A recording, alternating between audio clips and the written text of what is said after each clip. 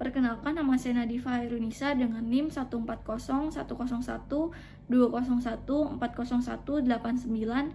dari kelas Masyarakat Sipil dan Demokrasi 05. Dan saya ingin mengumpulkan video ini sebagai penilaian untuk UTS Masyarakat Sipil dan Demokrasi.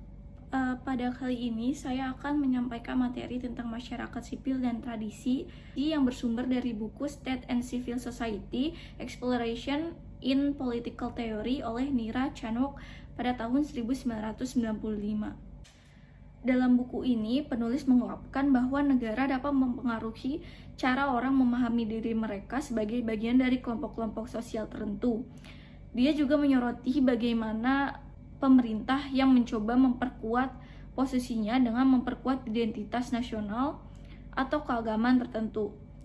Selain itu, negara memiliki kekuatan untuk menciptakan narasi identitas kolektif yang berpengaruh pada pemahaman masyarakat tentang diri mereka sendiri. Hal ini memperlihatkan betapa pentingnya peran negara dalam mengelola identitas budaya, agama, etnis, dan kelompok sosial lainnya dalam masyarakat India. Yang itu menyoroti bagaimana konflik identitas dapat dimanfaatkan oleh pemerintah untuk memperkuat posisinya. Misalnya, konflik antara Hindu dan Muslim di India dapat diperparah oleh pemerintah yang ingin memperkuat identitas nasional atau keagamaan tertentu sebagai alat untuk memperkuat dukungan politik. Selanjutnya, terdapat 3 tradisi pemikiran yang mempengaruhi konsepsi masyarakat sipil. Yang pertama yaitu Hegelianisme, menganggap bahwa masyarakat sipil adalah bagian integral dari negara dan bahwa negara memiliki peran penting dalam membangun masyarakat sipil.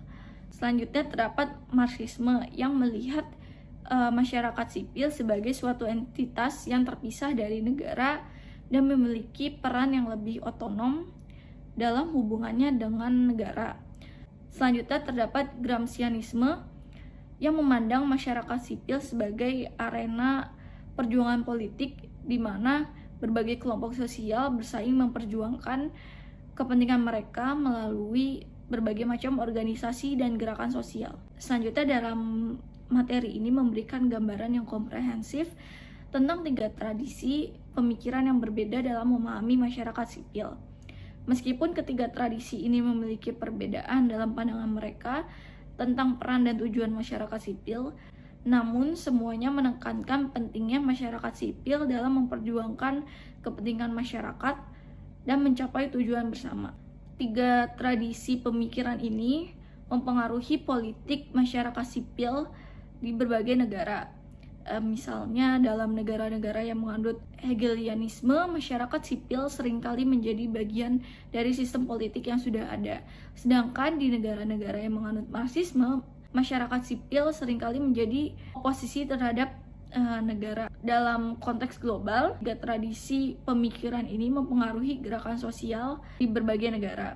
Contoh gerakan sosial Marxisme di suatu negara tertentu adalah sebagai berikut. Nepal adalah negara dengan sejarah gerakan sosial Marxisme yang panjang. Dengan gerakan komunis Nepal yang aktif sejak awal tahun 1990-an, gerakan ini mencoba untuk menggulingkan monarki dan menciptakan sistem sosialis di Nepal. Sedangkan contoh gerakan Gramscianisme di suatu negara tertentu adalah sebagai berikut. Beberapa gerakan sosial di Amerika Latin, seperti gerakan petani, gerakan buruh, dan gerakan feminis, telah mengadopsi konsep-konsep dari teori Gramscian. Mereka menggunakan ideologi ini untuk melawan dominasi kelas atas dan mempromosikan perubahan sosial melalui perjuangan budaya dan politik.